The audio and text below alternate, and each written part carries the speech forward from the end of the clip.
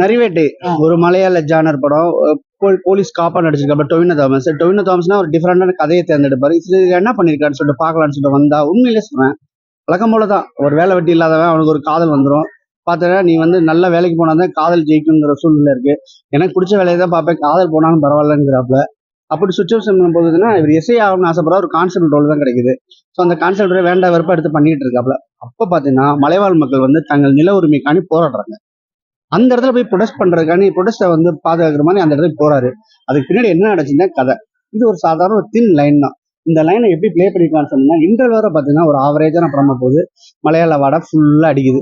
அங்கேருந்து அப்படியே போகுது. ஒரு லவ் போர்ஷன், அந்த போர்ஷன், இந்த போர்ஷன் கொஞ்சம் ஸ்லோவா போகுது. ஆனா இன்டர்வலுக்கு பின்னாடி பாத்தீங்கன்னா செகண்ட் ஹாஃப் ஃபுல்லா பாத்தீங்கன்னா வரவரப்பாயி கிளைமாக்ஸ்லாம் நம்ம கண்ணு கலங்க வச்சிடறாங்க.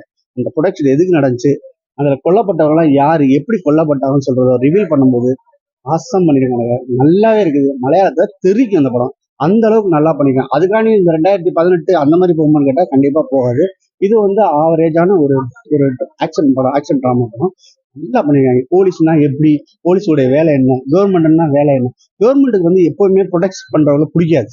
அவன் கவர்மெண்ட் ஆதரிக்க வேண்டியதான் பிடிக்கும். எந்த நாட்டுல இந்த காந்தி காலத்துல இருந்து இந்த காலம் வரவும் பார்த்தீங்கன்னா யாராவது போராடினாங்கனாவே பிடிக்காது. அந்த போராட்டக்காரர்களை எப்படி கவர்மெண்ட் அடக்குமுறையில யூஸ் பண்ணி அடக்குமுறை பண்றாங்கிறத இந்த படத்தை தெளிவாவே காமிச்சிருக்காங்க. கொஞ்சம் டீப்பாவும் காமிச்சிருக்காங்க. இது ஆக்சுவலி பாத்தீங்கன்னா ரியலா நடந்த கதைன்னு வேற சொல்றாங்க. ஒருவேளை நடந்திருக்குமான்னு சொல்லிட்டு நினைச்சு பார்க்கும்போது நமக்கு ரொம்ப மனசெல்லாம் பதறுது. டொவினோ தாமஸ் நடிப்புல பிரிச்சு மேஞ்சிடாப்லன்னு சொல்லணும். அட்டகாசம் பண்ணிட்டாப்ல. ஹீரோயின் ஒருத்தவங்க பேருக்கு வர்றாங்க. அவங்கள சின்ன சின்ன ரோல் தான். ஒட்டு மொத்தத்துல படம் ரொம்ப நல்லா இருக்கு. ஒன் டைம் ஒர்த் வாட்சிங். சேரனுக்கு உண்டான ரோல்.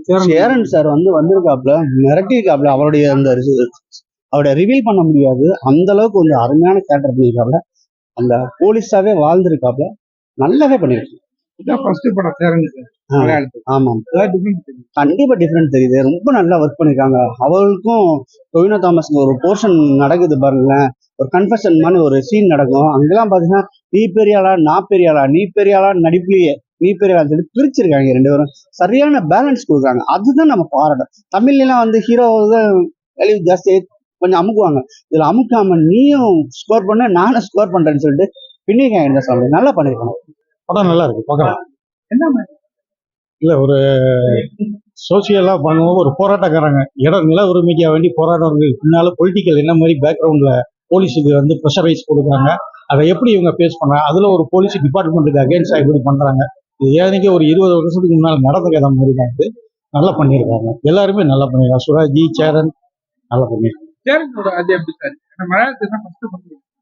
ஆமா, மலையாளத்துல ஃபர்ஸ்ட் படம். பட் சேரனுக்கு நல்ல கேரக்டர், நல்லா பண்ணியிருக்காரு. டிசிபியா வராது, நல்லா பண்ணியிருக்காரு. போலீஸ்ல ஒரு முக்கியமான பொறுப்புல இருந்துட்டு அவர் என்ன மாதிரி கவர்மெண்ட்டுக்கு சர்ப்ரைஸா என்ன இது பண்றாங்க நல்லா பண்ணியிருக்காங்க. படம் நல்லா இருக்கு, பார்க்கலாம். பட் எனக்கு நிறைய போலீஸ் கேரக்டர் பண்ணியிருக்காரு, நல்லா இருக்கு. படம் பார்க்கலாம். ஹாய், ஹலோ, வணக்கம். டொவினோ தாமஸ் ஹீரோவை நடிச்சு சுராஜ் வெஞ்ஞாரமூடு நடிச்சிருக்காரு. சேரன் சார் இது வரைக்கும் எந்த படத்துலயும் நடிக்காத ஒரு கேரக்டர்ல நடிச்சிருக்காரு. நல்லா இருக்கு படம். படத்துல ஒரு பயங்கரமான ஒரு அரசியல் படத்துல இருக்கு.